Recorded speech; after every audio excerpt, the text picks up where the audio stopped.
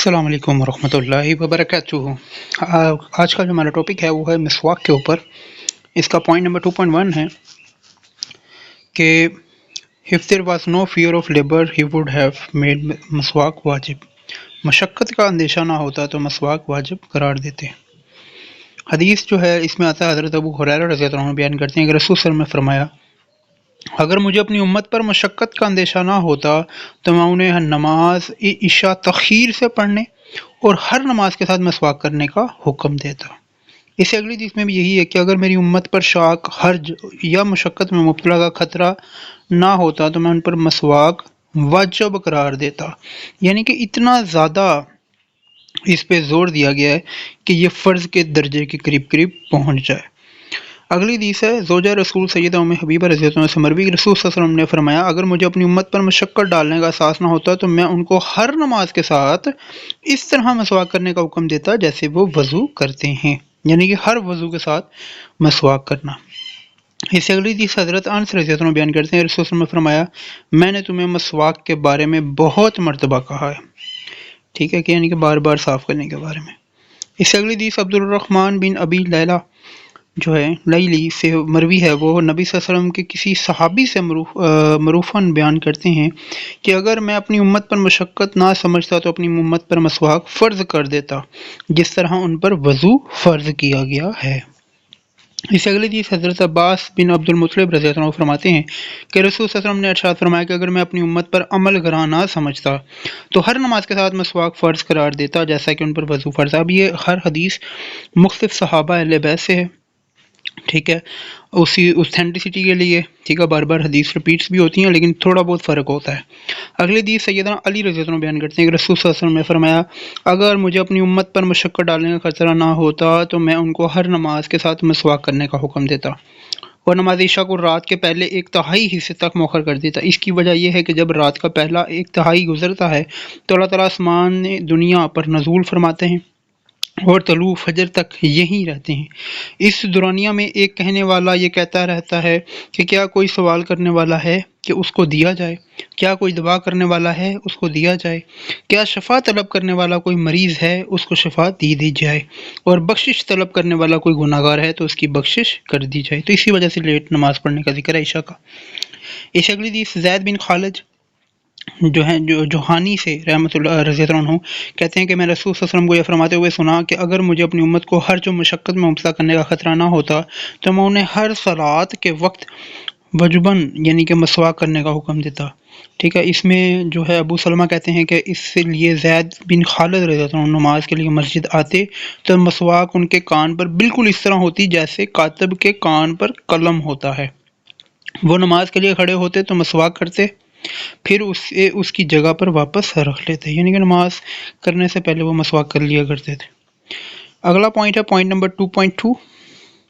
اس میں رات کو تہجد کے لیے اٹھتے تو آپ مسواک سے اپنا منہ کو صاف کرتے ہیں۔ حضرت حذیفہ رضی اللہ عنہ بیان کرتے ہیں کہ جب نبی صلی اللہ علیہ وسلم رات تہجد کے لیے اٹھتے تو آپ مسواک سے اپنا منہ کو صاف کر لیا کرتے، یعنی کہ جب بھی سو کر اٹھنا چاہیے تو انسان کو چاہیے کہ اس میں مسواک کرے۔ اس سے اگلی حدیث حضرت حذیفہ سے، وہ بھی یہی کہتے ہیں کہ ہمیں حکم دیا جاتا تھا کہ جب ہم رات کو اٹھیں تو مسواک کریں، یعنی کہ آرڈر، ٹھیک ہے، کمانڈڈ کی جاتی تھی۔ اس اگلی حدیث بھی ہے کہ جب رات کو اٹھتے تو منہ کو مسواک سے خوب صاف کر لیا کرتے، ٹھیک ہے، تھوڑا فرق ہے۔ اس سے اگلی حدیث میں مومنین سیدہ عائشہ رضی اللہ عنہ بیان کرتی ہیں کہ رات کو نبی صلی اللہ علیہ وسلم کے لیے مسواک اور وضو کا پانی تیار رکھا جاتا تھا، چنانچہ جب آپ رات کو اٹھتے تو پہلے قضائے حاجت کرتے اور پھر مسواک کیا کرتے تھے، یعنی کہ واش روم کے بعد، وضو سے پہلے۔ اس سے اگلی حدیث سیدنا عبداللہ بن عمر رضی اللہ عنہ سے روایت ہے کہ رسول صلی اللہ علیہ وسلم جب بھی سوتے تو مسواک آپ کے پاس ہوتی تھی، پس جب آپ صلی اللہ علیہ وسلم بیدار ہوتے تو مسواک سے شروع کرتے، یعنی کہ وضو کرنے سے پہلے، ٹھیک ہے۔ اس سے اگلی حدیث حضرت عائشہ رضی اللہ عنہ سے روایت، انہوں نے فرمایا کہ رات کو رسول صلی اللہ علیہ وسلم کے لیے پانی کے 3 برتن ڈھانپ کر رکھتی تھی، ایک برتن آپ صلی اللہ علیہ وسلم کے استنجے کے لیے، ایک برتن آپ کی مسواک اور وضو کے لیے، اور ایک برتن آپ کے پینے کے لیے، یعنی کہ ٹوٹل 3 برتن ڈھانپ کے رکھے جاتے تھے، ٹھیک ہے۔ مسواک کو یعنی کہ اس سے یہ بھی پتہ لگتا ہے کہ جو مسواک ہے اس کے لیے بھی پانی رکھا جاتا تھا تاکہ مسواک نرم رہے، ٹھیک ہے، اور کرولی وغیرہ کرنے کے لیے ایکسیکٹرا۔ اگلی حدیث شریک جو ہیں بن ابی نمر نے قریب سے انہوں نے حضرت ابن عباس رضی اللہ عنہ سے روایت کیا، انہوں نے کہا کہ میں ایک رات حضرت میمونہ رضی اللہ عنہ کے گھر سویا جب کہ نبی صلی اللہ علیہ وسلم ان کے ہاں تھے، تاکہ میں دیکھوں کہ رات رسول صلی اللہ علیہ وسلم کی نماز کی کیفیت کیا ہے۔ رسول صلی اللہ علیہ وسلم نے کچھ وقت اپنے گھر والوں کے ساتھ گفتگو فرمائی، پھر آپ سو گئے۔ آگے پوری حدیث بیان کی، پھر اس کے بعد انہوں نے کہا اس میں یہ بھی تھا کہ پھر آپ صلی اللہ علیہ وسلم اٹھے، وضو کیا اور مسواک کی، یعنی کہ دونوں چیزیں کٹھی کی۔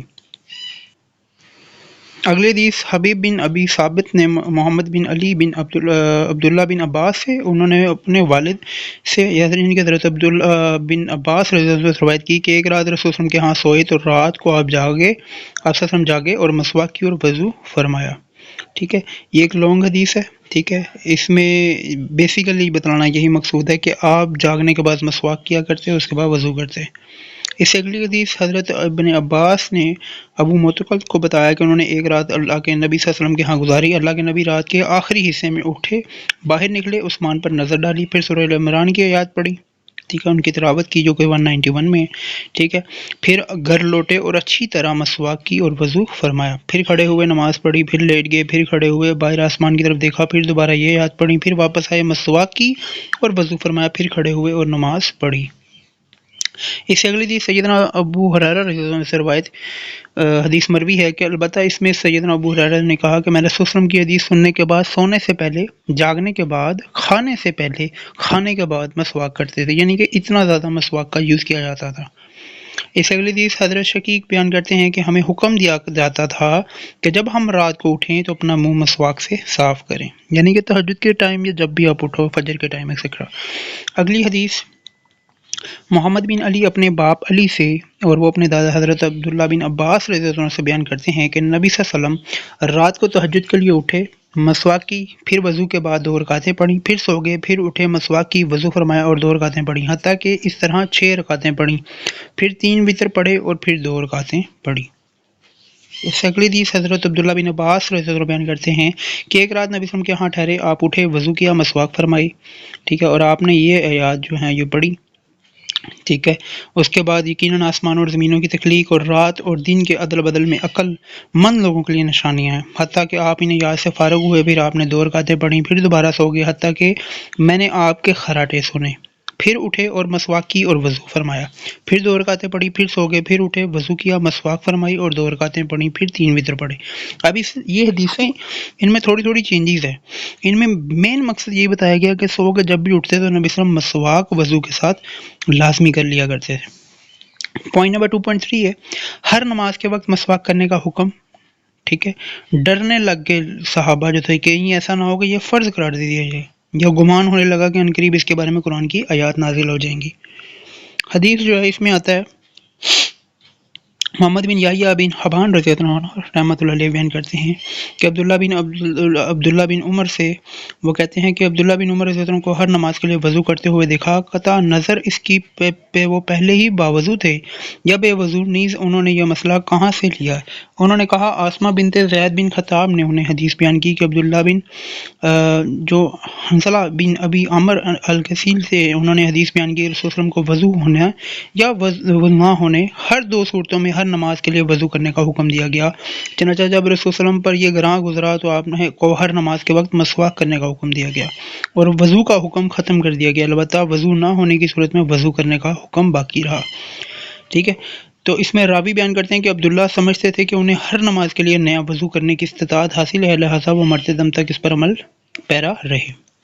اس سے اگلی حدیث میں حضرت ابن عباس رضی اللہ عنہ روایت وہ رسول صلی اللہ علیہ وسلم کے ہاں سوئے، آپ بیدار ہوئے، مسواک کی، وضو کیا، آپ فرما رہے تھے کہ بے شک آسمان اور زمینوں کی تخلیق، یہی سیم وہ حدیث جو پہلے گزر چکی ہے۔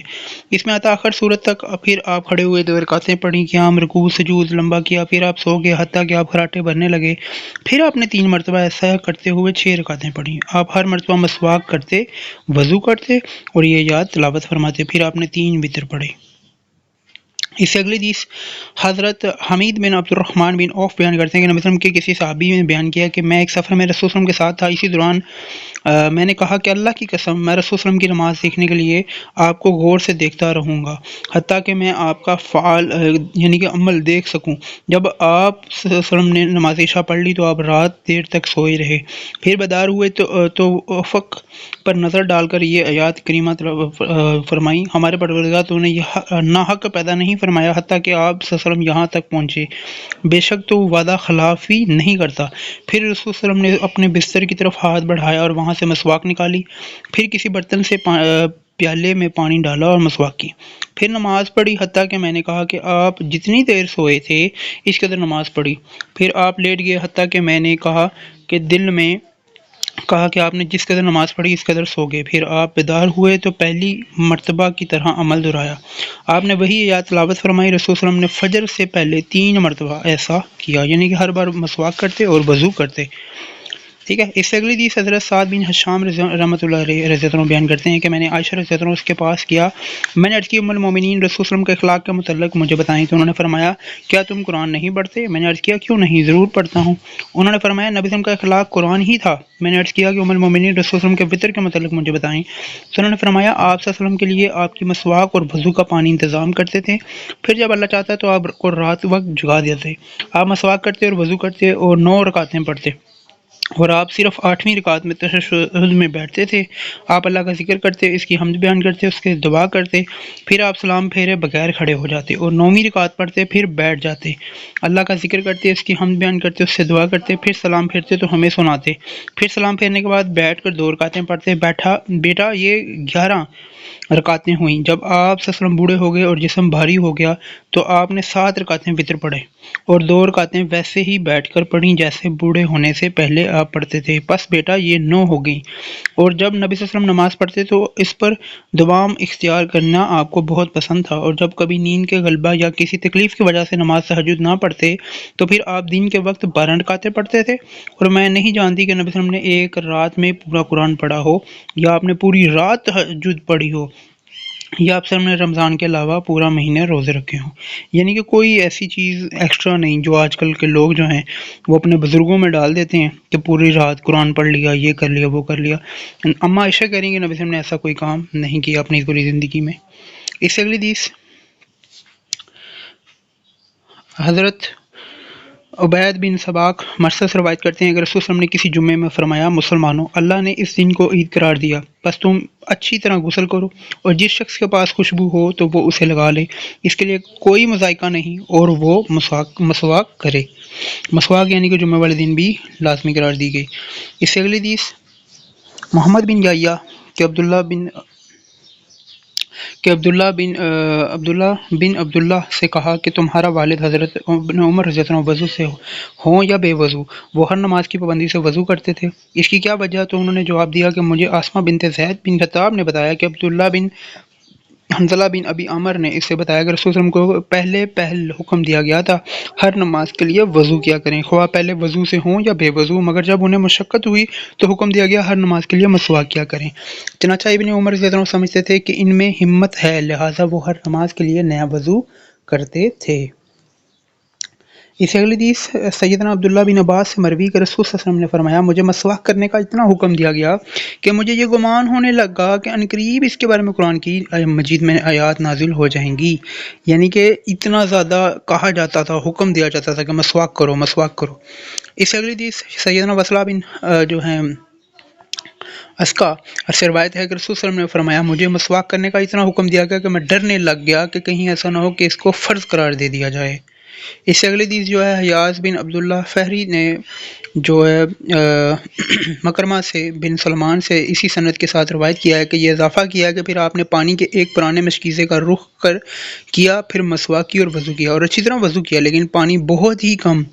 بہایا، پھر مجھے بلایا اور میں کھڑا تھا۔ باقی ساری حدیث مالک کی حدیث کی طرح ہی ہے۔ 2.4 اس میں ہم میاں اور بیوی ایک مسواک کر سکتے ہیں۔ آپ کی وفات کے دن بھی مسواک کی، حضرت عائشہ بھی مسواک کرتی تھیں، یعنی کہ فیمیلز کے لیے بھی یہ سیم چیز ہوگی۔ حدیث ہے، حضرت عائشہ بیان کرتی ہیں کہ اللہ کے انعامات میں سے یہ بھی مجھے پر انعام ہے کہ رسول صلی اللہ علیہ وسلم نے میرے گھر اور میری باری میں وفات پائی۔ اس وقت آپ میرے سینے سے ٹیک لگائے ہوئے تھے اور اللہ نے آپ کی وفات کے وقت میرے اور آپ کے لاب کو، یعنی کہ جو تھوک ہے، ایک ساتھ جمع کر دیا۔ وہ اس طرح کہ عبد الرحمن بن ابی بکر رضی اللہ عنہ میرے پاس آئے تو ان کے ہاتھ میں مسواک تھی اور رسول صلی اللہ علیہ وسلم مجھ سے ٹیک لگائے ہوئے تھے۔ میں نے دیکھا کہ آپ اسے دیکھ رہے ہیں، میں پہچان لیا کہ آپ مسواک پسند کرتے ہیں۔ میں نے عرض کی میں اسے آپ کے لیے لے لوں؟ آپ نے اپنے سر سے اشارہ فرمایا کہ ہاں میں نے حاصل کیا، لیکن آپ کے لیے اسے چبانا مشکل تھا۔ میں نے عرض کیا کیا میں اس کی آپ کی خاطر نرم کر دوں؟ تو آپ نے اپنا سر مبارک اشارہ فرمایا ہاں۔ میں نے اسے نرم کر دیا اور آپ کے سامنے چمڑے کا ایک برتن تھا جس میں پانی تھا۔ آپ اپنے ہاتھ پانی میں داخل فرماتے اور انہیں اپنے چہرے پر پھیرتے اور فرماتے اللہ کے سوا کوئی معبود برحق نہیں، موت کی سختیاں ہوتی ہیں۔ پھر آپ نے اپنا دست مبارک اٹھایا اور فرمانے لگے اے اللہ اعلیٰ سات نصیب فرما، ٹھیک ہے، حتیٰ کہ آپ کی روح قبض ہوگی اور آپ کا دست مبارک جھک گیا۔ اب اس سے بھی پتہ لگتا ہے کہ اما عائشہ اور نبی صلی اللہ علیہ وسلم کو جو ہے وہ مسواک نرم کر کے دی، تو اس سے میاں بیوی ایک مسواک بھی کر سکتے ہیں، میاں بیوی جو ہیں ایک دوسرے کو مسواک نرم کر کے بھی دے سکتے ہیں۔ اگلی حدیث اور پھر انہیں اپنے چہرے پر پھیرتے اور فرماتے لا الہ الا اللہ، موت کے وقت شدت ہوتی ہے، ٹھیک ہے۔ یہ الفاظ بخاری کے ہیں، ٹھیک ہے۔ اس سے اگلی حدیث بخاری کی ہے کہ اس میں الفاظ آتے ہیں حضور صلی اللہ علیہ وسلم کی وفات ہوئی تو سر مبارک میری ہنسلی اور ٹھوڈی کے درمیان میں تھا، ٹھیک ہے۔ باقی حدیث سیم پیچھے والی ہے۔ اس سے اگلی حدیث حضرت عائشہ بیان کرتی ہیں کہ نبی صلی اللہ علیہ وسلم مسواک کیا کرتے، پھر آپ مسواک مجھے دے دیتے تاکہ میں اسے دھو دوں، تو میں دھونے سے پہلے خود مسواک کرتی، پھر اسے دھو کر آپ کو لٹا دیتی۔ یعنی کہ فیمیلز بیویاں بھی جو ہیں وہ شوہر کی مسواک یوز کر سکتی ہیں۔ اس سے اگلی حدیث عبداللہ بن عمر رضی اللہ عنہ مسجد میں حضرت عائشہ رضی اللہ عنہ کے حجرے کی دیوار سے ٹیک لگائے بیٹھے تھے اور لوگ مسجد میں چاس کی نماز پڑھنے میں مصروف تھے۔ ہم نے ان لوگوں کی اس نماز کے بارے میں سوال کیا، انہوں نے فرمایا کہ بدعت ہے۔ عروہ رضی اللہ عنہ نے ان سے پوچھا کہ عبد الرحمن، رسول صلی اللہ علیہ وسلم نے کل کتنے عمرے کیے تھے؟ کل کتنے؟ ٹھیک ہے، انہوں نے جواب دیا کہ 4 عمرے، اور ان میں سے ایک رجب کے مہینے میں کیا۔ ان کی یہ بات سن کر ہمیں انہیں جھٹلانا اور ان کا رد کرنا مناسب نہ سمجھا۔ اسی دوران ہم نے حجرے میں حضرت عائشہ رضی اللہ عنہ کی مسواک کرنے کی آواز سنی، یعنی کہ جو نبی صلی اللہ علیہ وسلم کی زوجہ تھیں وہ مسواک کرتی تھیں، تو اس سے فیمیل کے لیے یہ کنفرم ہو گیا کہ مسواک کرنی چاہیے فیمیلز کو بھی۔ اس میں آتا ہے کہ عروہ نے کہا کہ ام المومنین عبد الرحمن جو کہہ رہے ہیں آپ نے سنا رہی ہیں؟ انہوں نے کہا وہ کیا کہتے ہیں؟ عروہ نے کہا کہ وہ کہتے ہیں کہ نبی صلی اللہ علیہ وسلم نے 4 عمرے کیے اور ان میں سے ایک عمرہ رجب میں کیا۔ انہوں نے فرمایا اللہ تعالیٰ عبد الرحمن پر رحم فرمائے، رسول اللہ علیہ وسلم نے جتنے بھی عمرے کیے ہیں یہ ابن عمر رضی اللہ عنہ ان کے ساتھ تھے، یہ بھول گئے ہیں، آپ صلی اللہ علیہ وسلم نے رجب میں کبھی عمرہ نہیں کیا۔ اس اگلی حدیث سے عطا نے خبر دی، کہا مجھے عروہ بن زبیر نے خبر دی ابن عمر رضی اللہ عنہ حضرت عائشہ رضی اللہ عنہ کے حجرے کے ساتھ ٹیک لگائے بیٹھے تھے کہ ان کی دانتوں پر مسواک رگڑنے کی آواز سن رہے تھے، ٹھیک ہے۔ یہ بھی سیم وہی حدیث ہے تقریباً، ٹھیک ہے۔ اچھا، اگلا پوائنٹ ہمارا 2.5، اس میں آتا ہے 10 خصلتیں فطرت میں سے ہیں جن میں ایک مسواک کرنا ہے۔ اس حدیث میں ہے حضرت عائشہ رضی اللہ عنہ بیان کرتی ہیں کہ رسول صلی اللہ علیہ وسلم نے فرمایا 10 خصلتیں فطرت میں سے ہیں: مونچھیں کترانا، داڑھی بڑھانا، مسواک کرنا، ناک میں پانی چڑھانا، ناخن کترنا، انگلیوں کے جوڑ دھونا، ٹھیک ہے، بغلوں کے بال اکھیڑنا، زیر ناف بال مونڈنا اور استنجا کرنا۔ راوی بیان کرتے ہیں کہ 10ویں خصلت میں بھول گیا ہوں، ممکن ہے وہ کلی کرنا ہے۔ ایک روایت میں داڑھی بڑھانے کی بجائے ختنوں کا ذکر ہے، ٹھیک ہے۔ یہ روایت صحیح میں پائی ہے ناکتاب المہدی میں، لیکن صاحب الجامع اور اسی طرح جو ہے یہ حدیث مختلف کتابوں میں بھی ملتی ہے جس کے ریفرنس آپ چیک کر سکتے ہیں۔ اس اگلی حدیث میں بھی 10 چیزوں کا ذکر ہے کہ مسواک کرنا، مونچھیں کاٹنا، ناخن تراشنا، انگلیوں کے پوروں اور جوڑوں کو اچھی طرح دھونا، زیر ناف بال مونڈنا، ناک کی صفائی کرنا۔ کلی کے بارے میں مجھے شک ہے۔ اس اگلی حدیث میں بھی سیم چیز ہے، کلی کرنا، ناک میں پانی ڈال کر اس کو جھاڑنا، ٹھیک ہے، جھاڑنا باہر کی طرف، مونچھیں کاٹنا، مسواک کرنا، ناخن تراشنا، انگلیوں کے جوڑوں اور پوروں کو دھونا، بغلوں کے بال اکھیڑنا، زیر ناف بال مونڈنا، ختنے کروانا، وضو کے بعد شرمگاہ پر پانی چھڑکنا۔ یہاں پہ یہ ورڈ ایکسٹرا یوز ہوئے ہیں، ٹھیک ہے۔ اس سے اگلی حدیث حضرت ابن عباس سے، وہ کہتے ہیں کہ اور جب ابراہیم کے اس کے رب نے کچھ باتیں میں آزمایا تو اللہ تعالیٰ نے ابراہیم کو سر کی 5 اور جسم کی 5 طہارتوں میں آزمایا۔ سر کی طہارتیں جو تھیں مونچھیں کاٹنا، کولی کرنا، ناک میں پانی چڑھانا، مسواک کرنا، سر میں مانگ نکالنا یعنی کہ درمیان سے چیر، ٹھیک ہے۔ اور جسم کی طہارت تھی ناخن کاٹنا، زیر ناف مونڈنا، ختنے کرنا، بغلوں کے بال نوچنا، پیشاب اور پخانے کے مقام کو پانی کے ساتھ دھونا، ٹھیک ہے۔ تو یہ جو ہے یہ ابراہیم علیہ السلام کی بھی سنت ہے، نبی وسلم کی سنت بھی ہے۔ پوائنٹ ہے 2.6، گھر تشریف لاتے تو آپ سب سے پہلے کون سا کام کیا کرتے تھے؟ تو انہوں نے فرمایا کہ مسواک۔ یہ حدیث جو ہے یہ شرح بن ہانی سے وہ بیان کرتے ہیں کہ میں نے عائشہ سے دریافت کیا جب رسول وسلم گھر تشریف لاتے تو آپ سب سے پہلے کون سا کام کیا کرتے تھے؟ تو انہوں نے فرمایا کہ سب سے پہلے مسواک کرتے تھے، ٹھیک ہے۔ اما عائشہ سے بھی مروی ہے کہ نبی صلی اللہ علیہ وسلم جب بارش کو دیکھتے تو یہ دعا کرتے تھے کہ اللہ نفع مند بارش نازل فرما۔ شرح کہتے ہیں کہ میں نے سیدہ عائشہ سے پوچھا کہ نبی صلی اللہ علیہ وسلم جب گھر میں داخل ہوتے تو کس چیز سے ابتدا کرتے تھے؟ انہوں نے کہا کہ وہ مسواک سے ابتدا کرتے تھے۔ آگے ہے پوائنٹ نمبر 2.7، مسواک منہ کو صاف کرنے والی اور رب کی رضامندی کا باعث ہے۔ اس میں ہے کہ حضرت عائشہ رضی اللہ عنہا بیان کرتی ہیں کہ رسول صلی اللہ علیہ وسلم نے فرمایا مسواک منہ کو صاف کرنے والی اور رب کی رضامندی کا باعث ہے، ٹھیک ہے، یعنی کہ اپنے اللہ کو خوش کرنے کا باعث، ٹھیک ہے۔ اس سے اگلی حدیث عبداللہ بن عمر رضی اللہ عنہ سے مروی کہ نبی صلی اللہ علیہ وسلم نے فرمایا مسواک لازم کر لو کیونکہ یہ منہ کو پاک صاف کرتی ہے اور رب تعالیٰ کی خوشنودی کا باعث ہے۔ یہی حدیث سیدنا ابو بکر صدیق سے مروی کہ رسول صلی اللہ علیہ وسلم نے فرمایا مسواک کرنا منہ کو پاک کرنے والا اور رب کو راضی کرنے والا عمل ہے، ٹھیک ہے۔ اس سے پتہ لگتا ہے مسواک کرنا کہ دو بینیفٹ ہیں، منہ کو صاف بھی ہوتا ہے اور رب راضی بھی ہوتا ہے۔ پوائنٹ 2.8 ہے، مسواک لوگوں کے بڑے آدمی کو دے دی اور فرمایا بے شک جبرائیل علیہ السلام نے مجھے بڑے آدمی کو مسواک دینے کا حکم دیا، یعنی کہ اگر مسواک آپ کے پاس کم ہے یا آپ کسی ایسی جگہ بیٹھے ہو مجلس میں تو آپ چھوٹے کی بجائے بڑے شخص کو دو، ٹھیک ہے۔ حضرت ابن عمر رضی اللہ عنہ روایت کہ نبی صلی اللہ علیہ وسلم نے فرمایا میں نے آپ کو خواب میں مسواک کرتے ہوئے دیکھا، چنانچہ اسی دوران دو آدمی میرے پاس آئے، ان میں سے ایک دوسرے سے بڑا تھا، میں نے ان میں سے چھوٹے کو مسواک دے دی تو مجھے کہا گیا بڑے کو دے دو، چنانچہ میں نے بڑے کو دے دی۔ اس اگلی حدیث میں بھی حضرت عائشہ بیان کرتی ہیں رسول صلی اللہ علیہ وسلم مسواک کر رہے تھے کہ آپ کے پاس دو آدمی تھے، ان میں سے ایک دوسرے سے بڑا تھا، چنانچہ آپ صلی اللہ علیہ وسلم نے چھوڑی ہوئی مسواک کے بارے میں آپ کی طرف وحی آئی کہ یہ بڑے کو دے دیں، ٹھیک ہے، بڑے شخص کو۔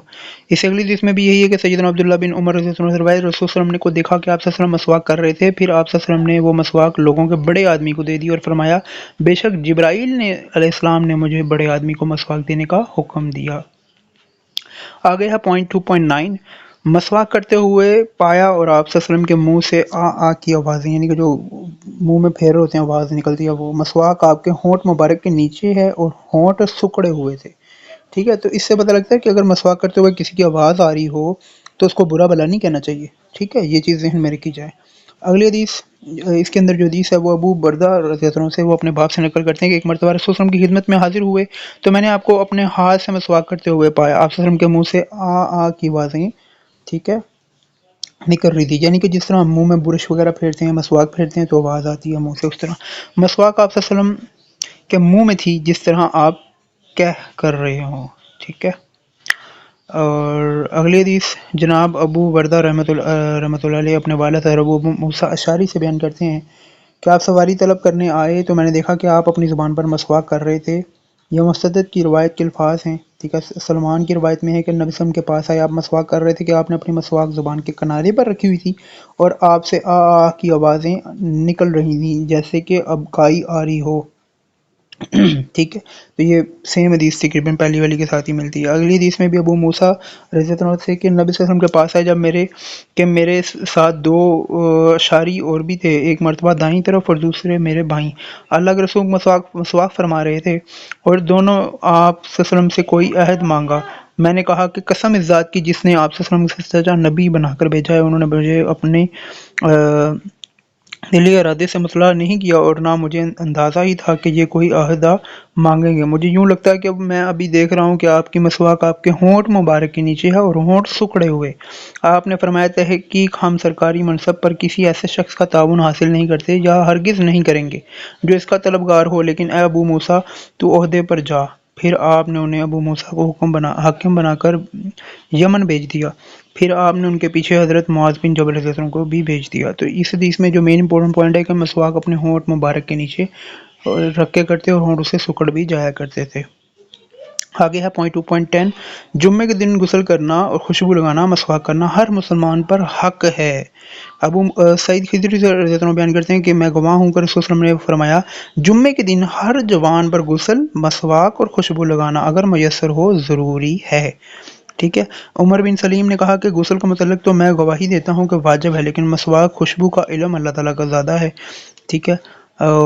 وہ بھی واجب ہیں یا نہیں، لیکن حکم دیا گیا تو کر لینا بہتر ہے۔ ٹھیک ہے، لیکن غسل واجب ہوگا۔ اگلی حدیث کے اندر آتا ہے عبد الرحمن کا ذکر نہیں کیا اور خوشبو کے بارے میں کہا کہ چاہے وہ عورت کی خوشبو کیوں نہ ہو۔ ٹھیک ہے، اگلی حدیث ایک انصاری بزرگ بیان کرتے ہیں کہ رسول صلی اللہ علیہ وسلم نے فرمایا جمعے کے دن غسل کرنا، خوشبو لگانا اور مسواک کرنا ہر مسلمان پر حق ہے۔ اس اگلی حدیث میں حضرت عبداللہ بن عباس رضی اللہ عنہ روایت رسول صلی اللہ علیہ وسلم نے فرمایا یہ عید کا دن ہے جو اللہ نے مسلمانوں کے لیے مقرر کیا ہے، لہذا جو شخص جمعہ پڑھنے آئے اسے چاہیے کہ غسل کر کے آئے اور اگر خوشبو موجود ہو تو لگائے اور مسواک ضرور کیا کرو۔ اس اگلی حدیث میں حضرت عوف بن مالک رضی اللہ عنہ کہ نبی صلی اللہ علیہ وسلم کے ساتھ نماز کے لیے اٹھا، آپ نے سب سے پہلے مسواک فرمائی اور وضو کیا، پھر کھڑے ہو کر نماز شروع فرمائی۔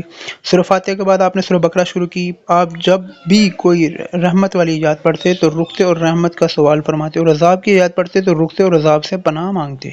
پھر آپ نے رکوع فرمایا اور آپ نے قیام کے برابر رکوع میں ٹھہرے اور آپ رکوع میں یہ دعا پڑھتے تھے کہ پاک ہے عظیم قوت بادشاہی بزرگی والا اور عظمت کا مالک۔ پھر آپ نے رکوع کے برابر سجدہ فرمایا اور اپنے سجدے میں بھی یہی پڑھتے رہے، پاک ہے عظیم الشان قوت بے مثال بادشاہی بے انتہا بزرگی اور عظمت کا مالک۔ پھر دوسری رکعت میں آپ نے آل عمران پڑھی، پھر ایک اور صورت، پھر ایک اور صورت، اور اس رکعت میں بھی آپ نے رکوع اور سجود ایسے ہی کیا۔ اب اس میں امپورٹنٹ چیز یہی تھی کہ آپ صلی اللہ علیہ وسلم جو ہے وہ مسواک فرماتے اور اس کے بعد وضو کرتے تھے نماز سے پہلے۔ آگے ہے پوائنٹ 2.11 پیلو کی مسواک بغیر مسواک کے پڑھی ہوئی نماز سے 70 گنا زیادہ فضیلت رکھتی ہے۔ ٹھیک ہے، اس میں سیدنا عبداللہ بن مسعود سے مروی کہ رسول صلی اللہ علیہ وسلم کے لیے پیلو مسواک بنا رہے تھے، لوگ میری پتلی پنڈلیوں کو دیکھ کر ہنسنے لگے۔ نبی صلی اللہ علیہ وسلم نے فرمایا تم کس وجہ سے ہنس رہے ہو؟ لوگوں نے کہا اس کی پتلی پنڈلیوں کی وجہ سے یعنی کہ اس کی جو لیگز ہیں۔ ٹھیک ہے، تو آپ صلی اللہ علیہ وسلم نے فرمایا اس ذات کی قسم جس کے ہاتھ میں میری جان ہے یہ پنڈلیاں میزان میں احد پہاڑ سے بھی بھاری ہیں، یعنی کہ اتنی زیادہ بھاری ہیں۔ اب وہ کیا عمل کر رہا تھا؟ وہ پیلو کی مسواک بنا رہا تھا، نبی صلی اللہ علیہ وسلم کے لیے نیکی کا کام کر رہا ہے نا۔ اس اگلی حدیث حضرت ام المومنین رضی اللہ عنہ فرماتی ہیں کہ رسول صلی اللہ علیہ وسلم نے ارشاد فرمایا جو نماز مسواک کر کے پڑھی جائے وہ بغیر مسواک کے پڑھی ہوئی نماز سے 70 گنا زیادہ فضیلت رکھتی ہے، یعنی کہ مسواک کرنے والے کو 70 گنا زیادہ اجر ملے گا۔ پوائنٹ 2.12 ہے روزے کی حالت میں مسواک کے بارے میں۔ سیدنا عامر بن رابعہ رضی اللہ عنہ سے مروی ہے، وہ کہتے ہیں کہ میں نے رسول صلی اللہ علیہ وسلم کو ان گنت اور بے شمار دفعہ روزے کی حالت میں مسواک کرتے ہوئے دیکھا۔ ٹھیک ہے، اگلی جو حدیث ہے یہ بیسیکلی مشکات اور ابو داؤد میں ضعیف ہے، لیکن وہ سیم اوپر والی حدیث ہے۔ ٹھیک ہے، عن عامر سے۔ اللہ سے دعا جو کچھ ہم نے پڑھا سنا اللہ اس پر ہمیں سمجھنے کی، اس پر عمل کرنے کی توفیق عطا فرمائے۔ اللہ پاک ہمارے تمام صغیرہ کبیرہ گناہوں کو معاف فرمائے، درگزر فرمائے، جو بھی غلطی ہم سے ہوگی وہ اللہ پاک اس کو معاف فرمائے، اور ہم سب کو پیارے نبی کریم صلی اللہ علیہ وسلم کی سنت پر صراط المستقیم پر نامتوں والے راستے پر عمل کرنے کی توفیق عطا فرمائے، آمین۔ السلام علیکم ورحمۃ اللہ وبرکاتہ۔